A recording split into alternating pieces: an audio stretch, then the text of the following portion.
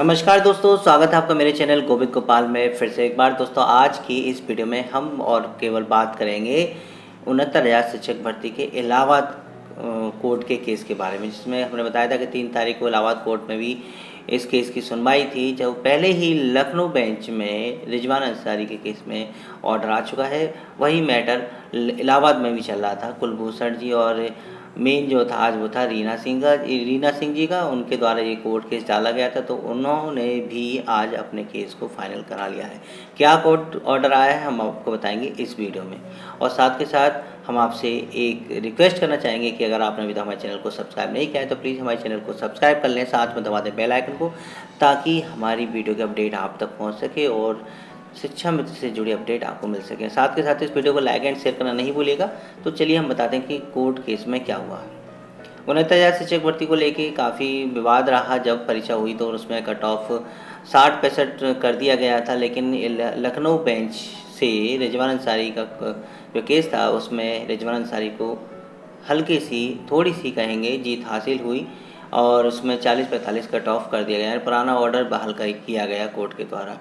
लेकिन 40-45 court order होने के साथ साथ ही कोर्ट ने ये भी कहा था कि सरकार 2 महीने के अंदर ये भर्ती करे।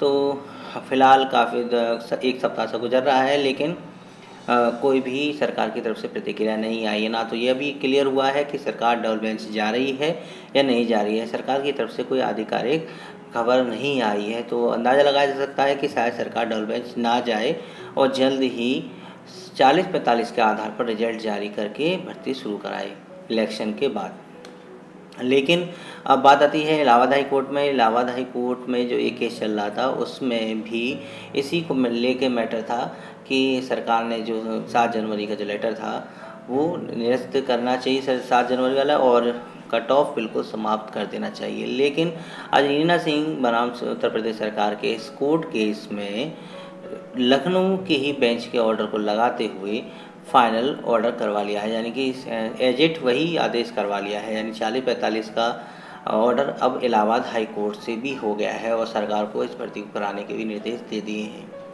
अब इससे 2 फ़ायदे होते हैं कि एक पहला फ़ायदा ये कि अब दोनों बेंचेस में सुनवाई पूरी होने के बाद पीएनपी पर लगा स्टे हट गया है और वो अब रिजल्ट जारी कर सकता है 40-45 पर। जैसे हमने पहले पिछली वीडियो में बताया था कि भले ही लखनऊ बेंच में ऑर्डर हो गया, लेकिन पीएनपी पर स्टे लगा हुआ था इलाहाबाद बेंच की तरफ से कि जब तक इस फाइनल सुनवाई ना हो जाए, रिजल्ट घोषित ना किया जाए संशोधित। तो ये अब वहाँ से भी क्लियर हो गया, यहाँ से भी क्लियर हो गया, तो अब पीएनपी पर कोई दबाव नहीं होगा। जैसे ही सरकार उससे निर्देश देती है वैसे ही वो ऑर्डर जारी हो जाएगा। यानी कि अब उम्मीद की जा सकती है कि जल्द से जल्द रिजल्ट जारी हो जाए 40-45 के आधार पर। दूसरा फ़ायदा ये हुआ कि अगर सरकार डबल बेंच जाती है तो ये बताया जाता है कि 2-2 बेंच से, यानी इलाहाबाद से भी और लखनऊ से भी जब सेम ऑर्डर आ गए हैं किसी मैटर पर, तो अब उनको पलटना डबल बेंच के द्वारा थोड़ा मुश्किल हो जाएगा, क्योंकि एक कोर्ट के ऑर्डर को बदलना, फिर इलाहाबाद कोर्ट के को बदलना, अब 2-2 कोर्ट एक ही ऑर्डर दे रहे हैं, तो जहाँ तक है वो सही है, और डबल बेंच में इसको पलटवाना सरकार के लिए मुश्किल हो जाएगा। तो बहरहाल बस इतना ही कि 69,000 कट ऑफ वाले में 40-45 का मामला लगभग स्पष्ट हो रहा है और इसी पे से ही भर्ती होने की संभावना लग सकती है।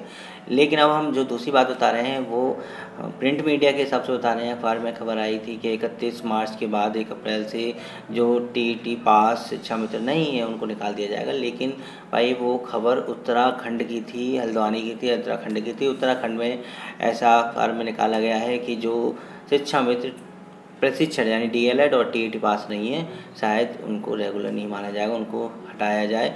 लेकिन यूपी में ऐसा नहीं है। आपको बताएं कि अभी ये न्यूज़पेपर के अकॉर्डिंग ही जब ये बात आई थी कि क्या 1 अप्रैल के बाद प्रशिक्षित शिक्षक ही पढ़ाएंगे, शिक्षा मित्र पढ़ाएंगे नहीं पढ़ाएंगे, तो उसमें बताया जाता था कि प्रशिक्षण होना ज़रूरी है, डीएलएड होना ज़रूरी है, ब्रिज कोर्स होना ज़रूरी है, बीएड वालों को प्राइमरी में बढ़ाने के लिए। तमाम योग्यताएं 1 अप्रैल से लागू तो हो गई हैं, लेकिन एमएचआरडी मंत्रालय के ही अधिकारियों का ये कहना था कि सारे नियम कानून जो लागू हो रहे हैं 1 अप्रैल से, ये केवल स्थायी कर्मचारियों के लिए और स्थायी कर्मचारी बनने के लिए है, ना कि संविदा कर्मी या मानदेय वाले कर्मियों के लिए है। तो इसमें ही शिक्षा मित्र आते हैं और मानदेय कर्मियों में आने के कारण शायद ये नियम शिक्षा मित्रों में काम ना करें।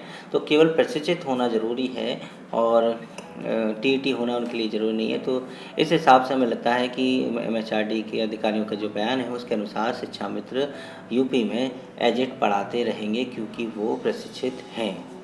तो ये 2 अपडेट थी आज की हमारी इस वीडियो में, और हम ऐसे ही शिक्षा मित्र से जुड़ी अपडेट आपको देते रहते हैं। आप हमारे चैनल को सब्सक्राइब कर लें, साथ में दबा दें बेल आइकन को, और साथ के साथ इस वीडियो को लाइक एंड शेयर करना नहीं भूलिएगा। तो मैं हूँ आपका साथी गोपाल सिंह। नमस्कार।